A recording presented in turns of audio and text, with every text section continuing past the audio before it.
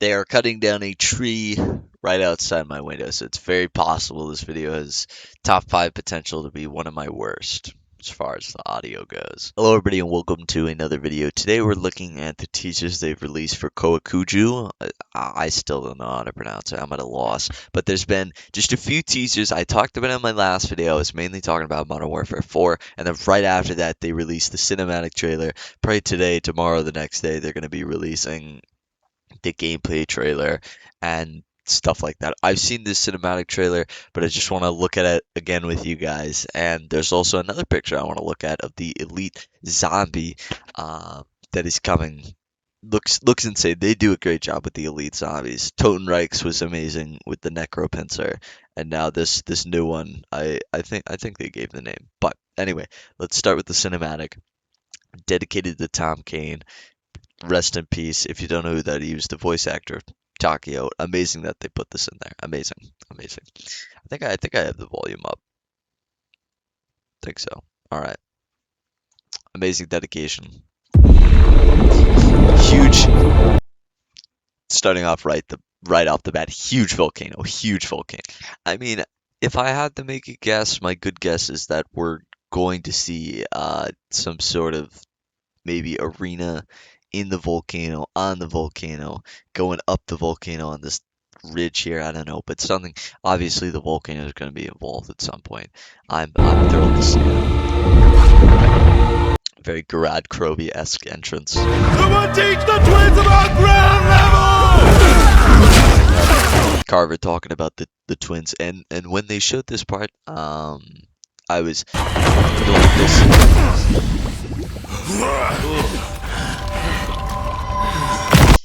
It's cool seeing the crew help out each other. Obviously, Cold War and BO6 had a very lifeless crew. BO7, they've done an okay job with it. They've been doing better.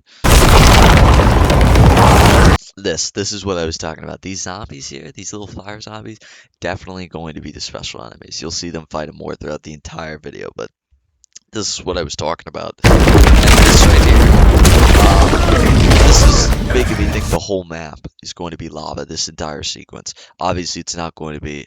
It's for the the epicness.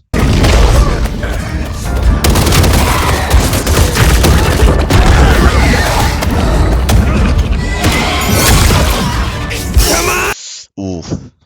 Ooh, that's tough. Takio hitting him with the samurai. We gotta get Takio's samurai as some sort of weapon at some point. Burns him when he puts in the zombie. I wonder if that's something you can't melee the special enemies. It'll deal damage you. That'd be cool. That'd be a little interesting. Cool. Nasty. Hey, demon spawn! Did you hear that, guys? Hey, demon spawn! Nikolai hits the die demon spawn. So, we're fucking back. Also, I wonder if the shotgun he's using, I think this is Nikolai standing right there. I wonder if the shotgun he's using is a new one. Is a shotgun we have in the game, because that seems like a fucking powerhouse that he's using. And what you're about to see in a second is Maya going, I think this is, or maybe this Carver here, and this is Dempsey. They've written it so Maya and Dempsey have a bonding relationship, closer than friends. And it's very interesting that they've built that.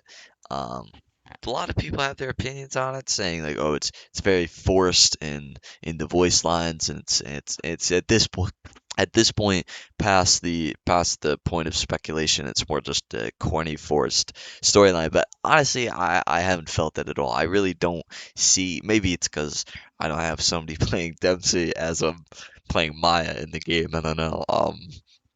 But no, I guess it doesn't feel that forced. It's been obviously like a slight bonding in the cutscenes, and I think this is good. What you're about to see. Shit! Hold on! You'll see in a moment as soon as their platform is getting smaller as they're traveling down the volcano. What is? Yep, we've seen that gun. I'm just trying to get a good look at their guns, but yep, Maya on Dempsey's shoulders doing the good swing arounds, hitting kicks. Richtofen on Takio's shoulder because obviously they're a love interest as well. And Richtofen with Takio Samurai. That is badass. That's fucking sick. This right here is why I thought the whole map was gonna be lava. I thought they were like traveling in like a lake between all those ancient houses, but no, you'll see in a moment. And that's why I think this intro cutscene makes me believe that the boss fight is definitely going to be some traveling up the volcano. That's my belief. It's a bit of a stretch, but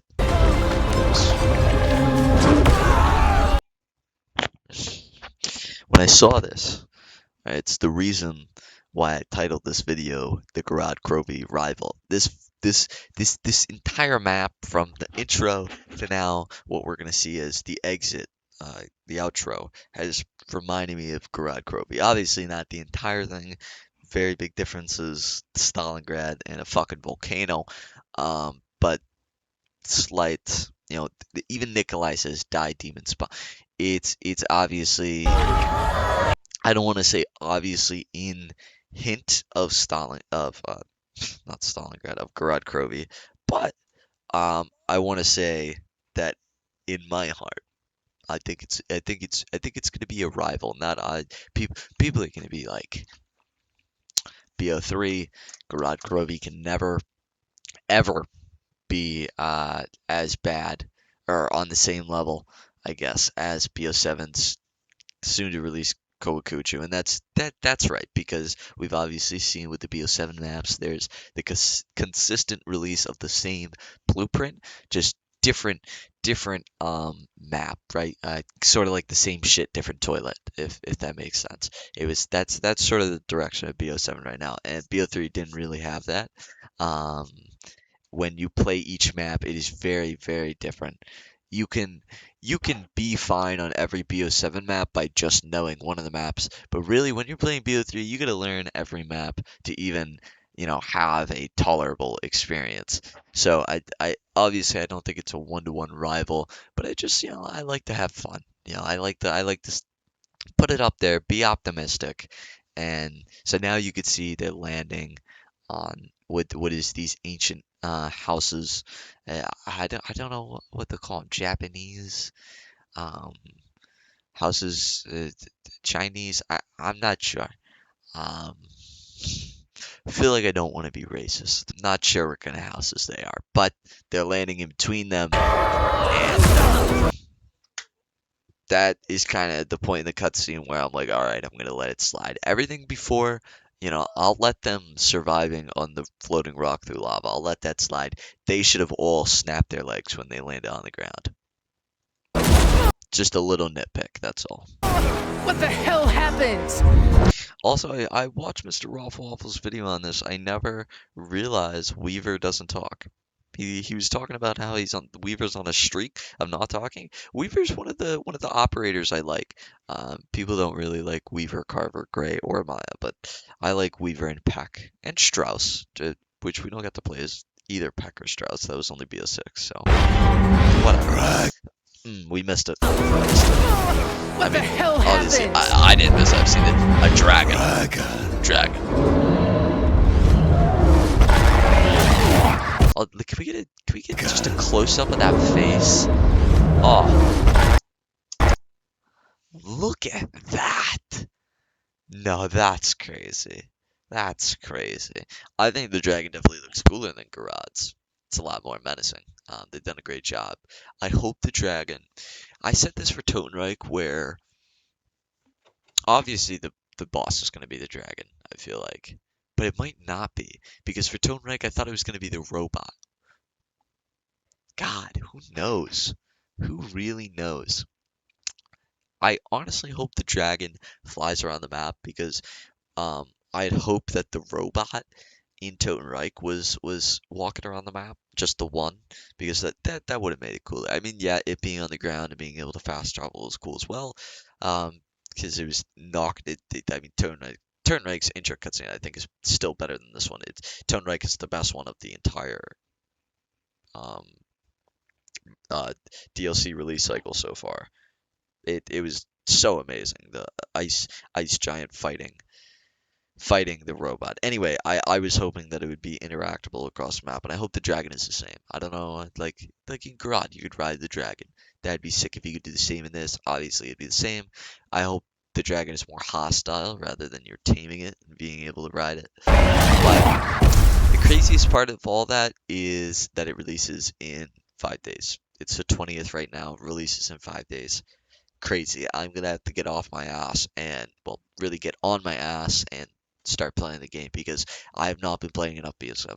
I have not been uploading enough zombies. I've not been uploading enough at all. It's because summer's broken out and I've just been super busy. So we're gonna get some more videos up.